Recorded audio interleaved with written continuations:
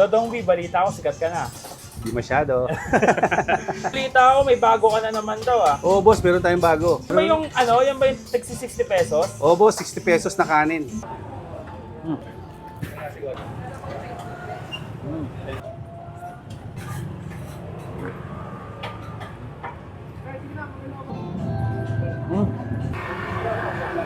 Dito nga sa Imus ay binalikan ko ang nakikilala at sumisikat pero sobrang humble pa rin na si Dodong B. Dodong B, balita ko, sikat ka na. Di masyado. Binalikan ko nga ito dahil sa bagong ino-offer niya ng mga kanin na galing pa nga daw sa iba't ibang bansa. Sabi yung mga kanin mo dito, pang around the world pala, no? Yes, sir. China, Taiwan, tsaka Korea. Indonesia, sir. Halos di mo na nga kailangan ng ulam, mag-umorder ka ng kanin kay Dodong B dahil... Masarap yun, kanin pa lang, ulam na. Pero dahil maraming kanin na ino-offer dito, meron din siya mga bagong ino-offer na mga toppings. Meron tayong breaded liempo, fried chicken, Shanghai, siomai pa rin natin, mga jumbo siomai available pa rin. At saka syempre yung pinaka-famous ni Dodong B, yung cheesy Hungarian na pumuputok. Yung ano, yung mga bago mong menu, ano yung mga dinagdag mo dito? Meron tayong mga dinagdag na bago, yung Yang Chow fried rice, chili kangkong fried rice, at saka yung kimchi fried rice. Kaya pala kanin kasi puro fried rice pala yun. Yes, puro fried rice yun. Kasing masarap ba yun? Oo, masarap yun. Kanin pa lang, ulam na. At dahil napadayo na nga tayo, umorder na nga ako ng mga bago niyang ino-offer na iba't ibang fried rice, kasama na rin ang mga bagong toppings. At kung ngayon pa lang ay natatakam ka na, dayuhin niyo na si Dodong B dahil located nga siya dito Sa sa... loob ng Legion 2A, sa pagitan ng Shawarma Shack at ng Babe Shop, guys. Pasok po kayo sa loob ng subdivision. Malapit lang po kami sa gate, Bayanier Road. And anong oras na mga nagtitinda? Open kami from 8 o'clock and magko-close kami ng 12 midnight. Balita ko, bossing, bukas na naman daw yung dati mong pwesto, no? Kaya Tama ba? bukas na naman po tayo sa dating pwesto natin sa Bypass Alapan Road, guys. Likod lang ng SM Imus. Punta po kayo ng visit nyo, guys. Maraming pagpipilian, maraming choices. Siyempre, andun pa rin si Dodong B. Ayun. Tikman ko muna to, bossing. Tingnan mo, boss. Masarap yan. Thank you.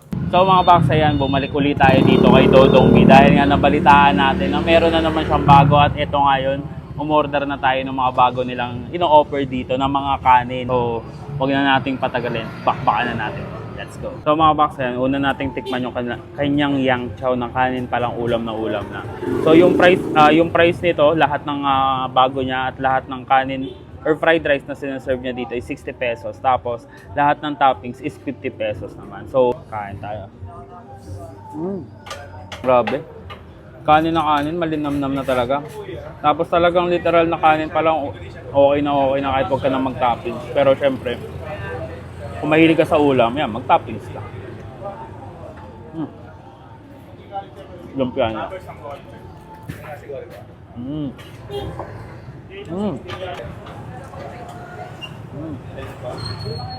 Yung chicken nila dito walang kaarte-arte, oh. Simpleng-simple pero malinamnam. Tapos juicy.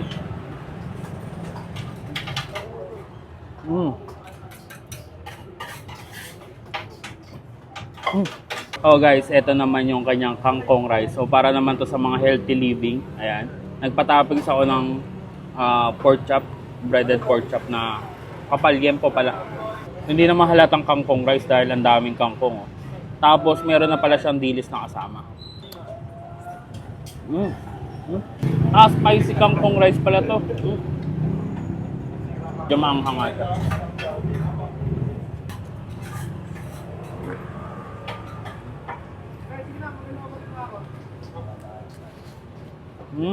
Harap, juicy.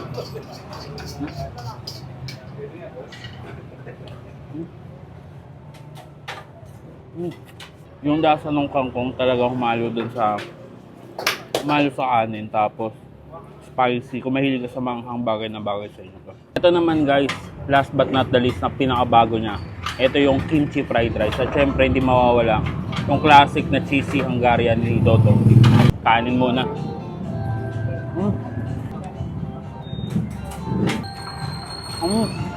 Bay na natin itong Hungarian.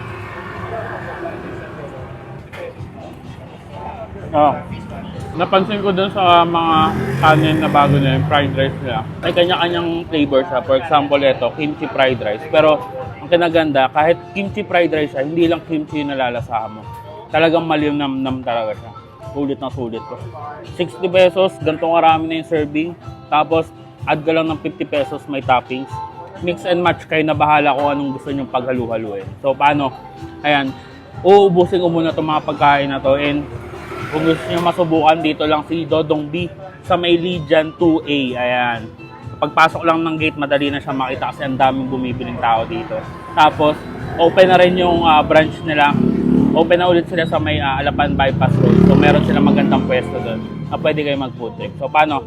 Kain muna ako and kita-kits sa susunod kong dadayuhin kung saan may masarap, mura at kakaibang kainan. And don't forget to eat, ride and grind. Let's go!